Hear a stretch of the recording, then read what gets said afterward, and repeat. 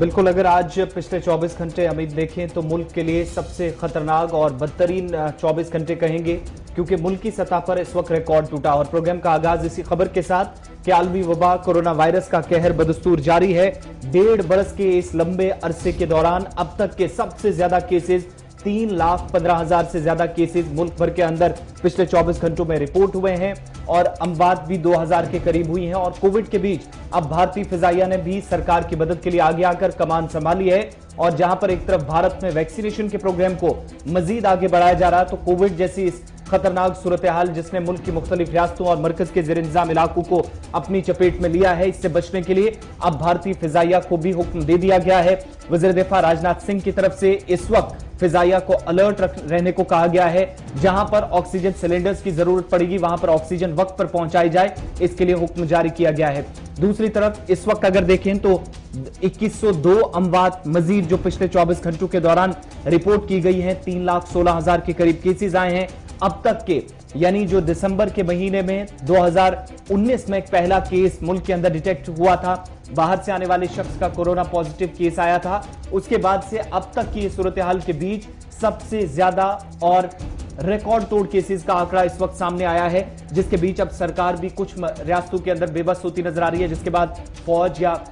SDRF और उसके साथ फिजाइया को अब जिम्मेदारी सौंपी जा रही है। दूसरी तरफ जहां पर वैक्सीनेशन का भी प्रोग्राम चल रहा है, चूंकि वैक्सीन के हवाले से भी आपको थोड़ी देर में बताएंगे, चूंकि अब 1 मई से जो सरकार ने फैसला लिया है कि 18 साल जिनकी उम्र है उससे ज्यादा 18 साल से ऊपर की उम्र वाले लोगों को वैक्सीन दी जाएगी। उसके लिए रेट्स भी फिक्स कर दिए गए हैं, प्राइवेट क्लिनिक्स पर कितने की होगी, सरकारी अस्पतालों में कितनी होगी। लेकिन इस वक्त आप देखेंगे तो महाराष्ट्र रियासत में सबसे ज्यादा कोविड-19 के केसेस सामने आए और आलमी वबा के बीच अब तक के मुल्की सतह पर सबसे ज्यादा और खतरनाक जो आदाद-ओ-शुमार सामने आए हैं। इन सब के बीच में ICMR ने यह भी साफ किया है कि जब से वैक्सीनेशन का आगाज 16 जनवरी से शुरू हुआ है मुल्क भर के अंदर, इन 2.5 से 3 महीनों के दौरान वैक्सीन लेने के बाद सिर्फ 4 लोगों की मौत हुई है, बल्कि इस तरह के कहीं पर आसार नजर नहीं आए जहां पर वैक्सीन से किसी की मौत हुई है या वैक्सीनेशन के इस प्रोग्राम पर सवाल उठाए जा सके। लेकिन कुल मिलाकर इस वक्त तकरीबन 20 रियासतें और मरकज के जेर इंतजाम इलाके हैं जहां पर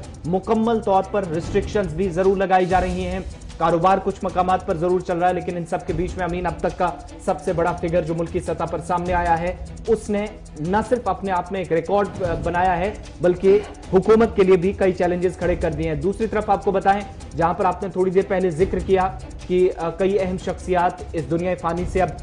रुखसत हो चुके हैं। थोड़ी देर पहले कोविड-19 की वजह से कुछ अहम शख्सियात के इंतकाल की खबरें सामने आई हैं, तो दूसरी तरफ कांग्रेस के सीनियर रहनुमा डॉक्टर AK वालिया भी दिल्ली के अंदर जहां पर कोविड-19 पॉजिटिव थे, अपोलो अस्पताल में उन्होंने दम तोड़ दिया, उनकी मौत हुई है। और इसी तरीके से सूरत हाल इतनी खतरनाक बनती जा रही है जहां पर रिटायर्ड ब्रिगेडियर की भी मौत हुई है, जहां पर दिल्ली मिलिट्री हॉस्पिटल के अंदर किसी तरह का कोई बेड या किसी तरह की कोई सहूलत ना मिलने से जब उन्हें दूसरे अस्पताल शिफ्ट करने की कोशिश थी, इस दौरान उन्हें दम तोड़ दिया है। वहीं मुल्क के सबसे बड़े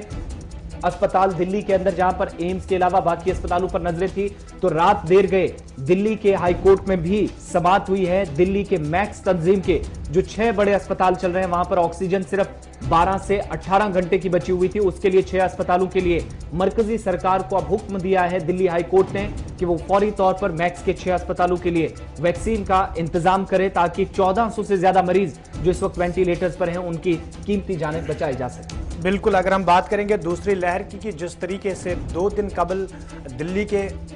वज़ीर आला अरविंद केजरीवाल मीडिया के सामने आए और उन्होंने बाज़ाब्ता तौर पर अपील की मरकज़ी सरकार से कि ऑक्सीजन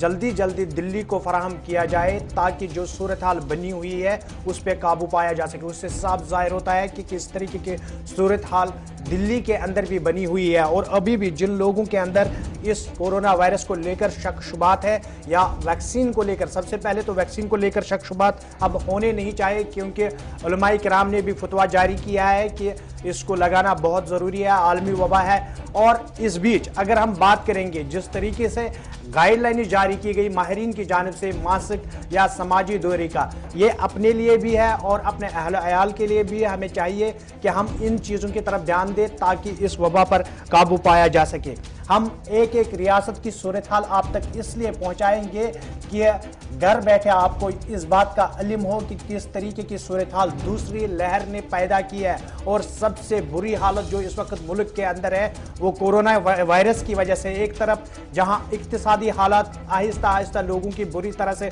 मुतासिर हो रही है, तो दूसरी तरफ जो इंसानी जानों का जिया हो रहा है उस पर भी हम लोगों को सभी को मिलकर नजर रखनी होगी और इन पर किस तरीके से काबू पाया जा सके। एक तरफ से सरकार अपने तरीके से इकदाम कर रही है, कदम उठा रही है, तो दूसरी जानिब से लोगों की भी ये जिम्मेदारी बन रही है कि इस वबा के बीच इंतजामिया को अतवास करने के साथ साथ खुद अपनी जिम्मेदारी को निभा